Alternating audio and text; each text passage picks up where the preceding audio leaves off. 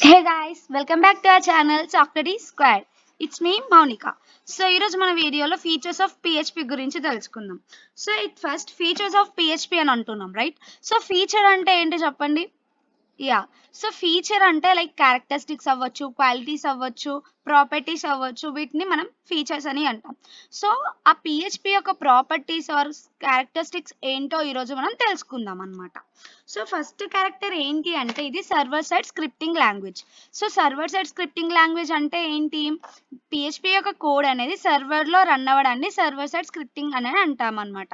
So అక్కడ సర్వర్లో run అయ్యి అది ఏం క్రియేట్ చేస్తుంది అంటే ఒక డైనమిక్ వెబ్ పేజెస్ని మనకి అవుట్పుట్ లాగా డిస్ప్లే చేస్తుంది అనమాట. అందుకే పిహెచ్పి యొక్క ఫస్ట్ క్యారెక్టర్ ఏంటి, it's a server side scripting language అనమాట. సో నెక్స్ట్ క్యారెక్టర్ ఏంటి అంటే it's a cross platform compatibility. So అంటే ఏంటి అంటే సో ఇది ప్లాట్ఫామ్ ఇండిపెండెంట్ అనమాట. సో ప్లాట్ఫామ్ ఇండిపెండెంట్ అంటే ఏంటి అంటే ఈ పిహెచ్పి అనేది ఎలాంటి ఆపరేటింగ్ సిస్టంలో కూడా మనం ఫ్రీగా డౌన్లోడ్ చేసుకుని యూటిలైజ్ చేసుకోవచ్చు.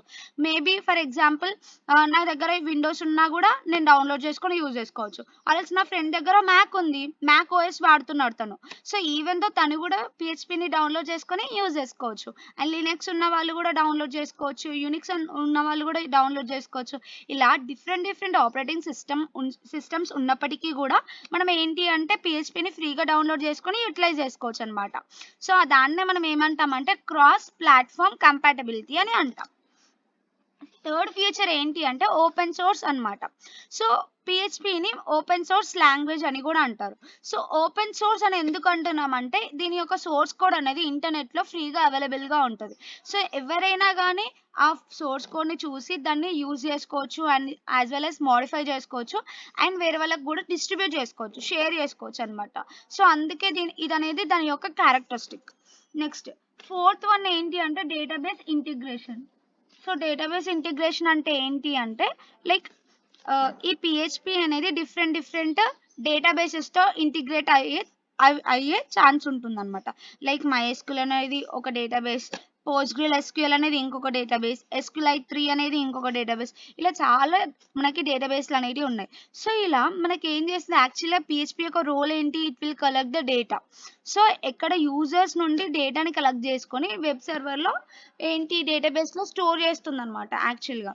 సో ఇక్కడ వెబ్ సర్వర్స్లో స్టోర్ చేయాలి అంటే అది ఎందులో స్టోర్ చేయాలి, డేటాబేస్లో స్టోర్ చేయాలి. So that means it has to support a large amount of databases. So ఇక్కడ అది చాలా లార్జ్ అమౌంట్ ఆఫ్ డేటాబేసెస్కి సపోర్ట్ చేస్తుంది కాబట్టి సో ఇట్ ఈస్ ఆల్సో ఏంటి one of the feature of PHP అనమాట. దెన్ నెక్స్ట్ తర్వాత ఏంటి అంటే ఈజీగా మనం పిహెచ్పిని నేర్చుకోవచ్చు. యాజ్ ఎ బిగినర్గా దాని సింటాక్స్ ఈజీగా ఉంటుంది, యాజ్ వెల్ as మనం ఈజీగా ఈ పిహెచ్పిని నేర్చుకోవచ్చు. దాని తర్వాత ఏంటి అంటే సిక్స్త్ పాయింట్. సో ఇక్కడ సిక్స్త్ క్యారెక్టర్ ఏంటి అంటే దీనికి బాగా లైబ్రరీ సపోర్ట్ అనేది ఉంటుంది. లైబ్రరీ సపోర్ట్ అంటే ఏంటి అంటే దీంట్లో ఆల్రెడీ ఇన్బిల్ట్ ఫంక్షన్స్ ఉంటాయి, ఇన్బిల్ట్ కోడ్ అనేది ఉంటుందన్నమాట.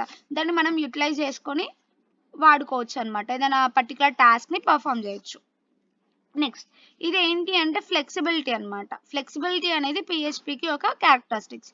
సో ఎందుకు ఫ్లెక్సిబిలిటీ అంటే ఏంటి అంటే లైక్ మనం ఎలాంటి లాంగ్వేజ్ ఫర్ ఎగ్జాంపుల్ HTML ఉంది. సో HTMLతో మనం ఎంబెన్ చేసి కూడా పిహెచ్పిని రాసుకోవచ్చు అనమాట. సో అందుకే ఇది వేరే లాంగ్వేజెస్తో రాసుకోవడానికి కూడా మనకి ఈజీగా అవుతుంది కాబట్టి మనం ఏమంటున్నాం అంటే ఫ్లెక్సిబుల్ లాంగ్వేజ్ అని అంటున్నాం. సో నేను నెక్స్ట్ ఏంటి అంటే స్కేలబిలిటీ.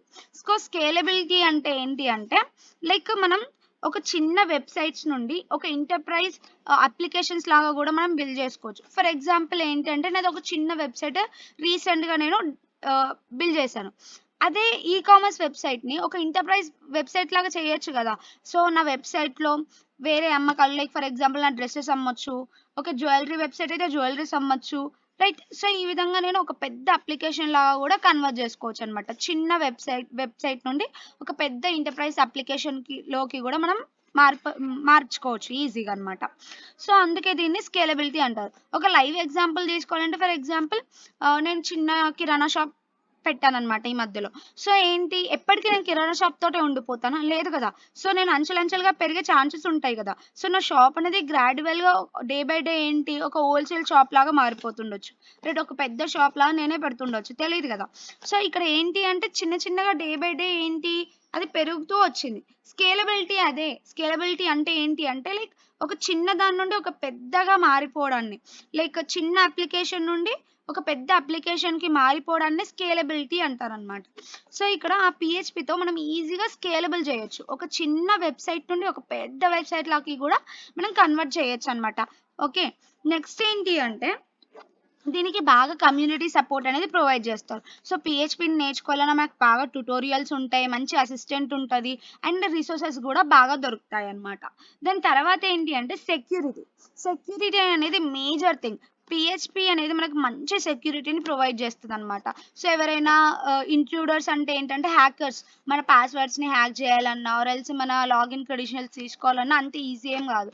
సో, ఎందుకు ఈజీ కాదంటే ఇది ఏం చేస్తదంటే పీహెచ్‌పీ అనేది థర్డ్ పర్సన్‌కి తెలియకుండా ఎన్క్రిప్ట్ అనేది చేయడం జరుగుతుందనమాట. సో, కాబట్టి మనకి పీహెచ్‌పీ అనేది సెక్యూరిటీ కూడా ప్రొవైడ్ చేస్తుంది. సో, ఇవన్నీ ఏంటి మనకి పీహెచ్‌పీ యొక్క ఫీచర్స్. సో, ఐ హోప్ మీ అందరికీ ఈ ఫీచర్స్ అర్థమయ్యాయని అనుకుంటున్నాను. So, if you like my content like, share and subscribe.